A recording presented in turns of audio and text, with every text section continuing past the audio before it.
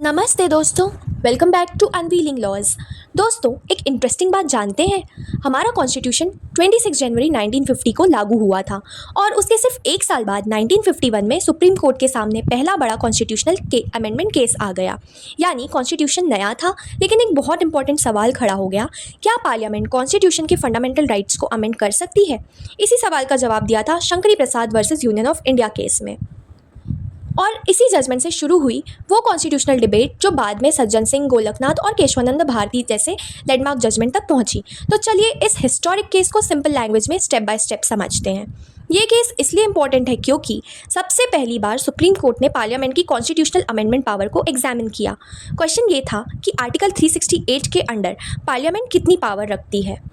अब पहले समझते हैं बैकग्राउंड। इंडिया को इंडिपेंडेंस मिलने के बाद गवर्नमेंट ने लैंड रिफॉर्म्स शुरू किए। ऑब्जेक्टिव था ज़मींदारी सिस्टम को ख़त्म करना और ज़मीन का फेयर डिस्ट्रीब्यूशन करना। लेकिन वही बहुत सारे ज़मींदारों ने इन लॉज को कोर्ट में चैलेंज कर दिया। उनका कहना था कि उनकी राइट टू प्रॉपर्टी, जो उस टाइम फंडामेंटल राइट था, अंडर आर्टिकल 31 वायलेट हो रहा है।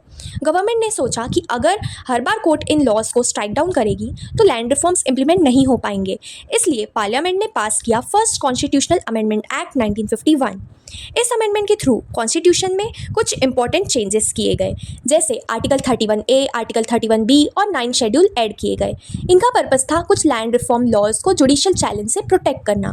इस अमेंडमेंट को शंकरी प्रसाद ने सुप्रीम कोर्ट में चैलेंज कर दिया। कोर्ट के सामने मेन क्वेश्चन था, क्या पार्लियामेंट फंडामेंटल राइट्स को अमेंड कर सकती है? और एक इम्पॉर्टेंट क्वेश्चन था, क्या कॉन्स्टिट्यूशनल अमेंडमेंट भी आर्टिकल 13 के अंदर लॉ माना जाएगा? क्योंकि आर्टिकल 13 कहता है कि स्टेट कोई भी ऐसा लॉ नहीं बना सकती जो फंडामेंटल राइट्स को वायलेट करे। तो अगर कॉन्स्टिट्यूशनल अमेंडमेंट भी लॉ है तो पार्लियामेंट फंडामेंटल राइट्स को चेंज ही नहीं कर सकती। यही था पूरा डिस्प्यूट। पिटिशनर्स आर्ग्यूमेंट में कहा, पार्लियामेंट फंडामेंटल राइट्स को अमेंड नहीं कर सकती। कॉन्स्टिट्यूशनल अमेंडमेंट भी एक तरह का लॉ ही होता है और आर्टिकल 13 क्लियरली कहता है कि कोई भी लॉ फंडामेंटल राइट्स के अगेंस्ट नहीं हो सकता। इसलिए फर्स्ट कॉन्स्टिट्यूशनल अमेंडमेंट अनकॉन्स्टिट्यूशन है। गवर्नमेंट ने आर्ग्यूमेंट में कहा, कॉन्स्टिट्यूशनल अमेंडमेंट करना और ऑर्डिनरी लॉ बनाना दोनों अलग चीज़ें हैं। आर्टिकल 368 पार्लियामेंट को कॉन्स्टिट्यूशन अमेंडमेंट करने की स्पेशल पावर देता है।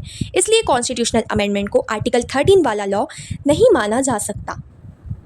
सुप्रीम कोर्ट ने गवर्नमेंट के फेवर में जजमेंट दिया। कोर्ट ने कहा, हाँ, पार्लियामेंट आर्टिकल 368 के अंडर फंडामेंटल राइट्स को अमेंड कर सकती है और कॉन्स्टिट्यूशनल अमेंडमेंट को आर्टिकल 13 के अंदर लॉ नहीं माना जाएगा। इसलिए फर्स्ट कॉन्स्टिट्यूशनल अमेंडमेंट वैलिड है। कोर्ट ने रीजनिंग भी बहुत क्लियर दी। आर्टिकल 13 सिर्फ ऑर्डिनरी लॉज पर अप्लाई होता है, कॉन्स्टिट्यूशनल अमेंडमेंट एक अलग प्रोसेस से होता है। और जब कॉन्स्टिट्यूशन ने आर्टिकल 368 दिया ही है अमेंडमेंट के लिए, तो पार्लियामेंट उस पावर का यूज़ कर सकती है। रिजल्ट ये हुआ, शंकरी प्रसाद की पिटीशन डिसमिस कर दी गई। First constitutional amendment valid declare हुआ और पार्लियामेंट की कॉन्स्टिट्यूशनल अमेंडमेंट पावर को अपहोल्ड कर दिया गया। लेकिन स्टोरी यहीं ख़त्म नहीं हुई। बाद में सुप्रीम कोर्ट ने इसी इशू को दोबारा एग्जामिन किया, पहले सज्जन सिंह, फिर गोलकनाथ और फाइनली केशवानंद भारती केस में। मतलब पार्लियामेंट कॉन्स्टिट्यूशन अमेंड तो कर सकती है, लेकिन कॉन्स्टिट्यूशन के बेसिक स्ट्रक्चर को डिस्ट्रॉय नहीं कर सकती। और इसी वजह से शंकरी प्रसाद केस इंडियन कॉन्स्टिट्यूशनल लॉ का फाउंडेशन माना जाता है। चलिए एक क्विक रिवीजन कर लेते हैं। Case Shankari Prasad versus union of India, year 1951। Issue, क्या पार्लियामेंट फंडामेंटल राइट्स अमेंड कर सकती है? हेल्ड, हाँ। रीजन, कॉन्स्टिट्यूशनल अमेंडमेंट आर्टिकल 13 के अंडर लॉ नहीं है। इंपॉर्टेंस, इसी केस से कॉन्स्टिट्यूशनल अमेंडमेंट डिबेट की शुरुआत हुई।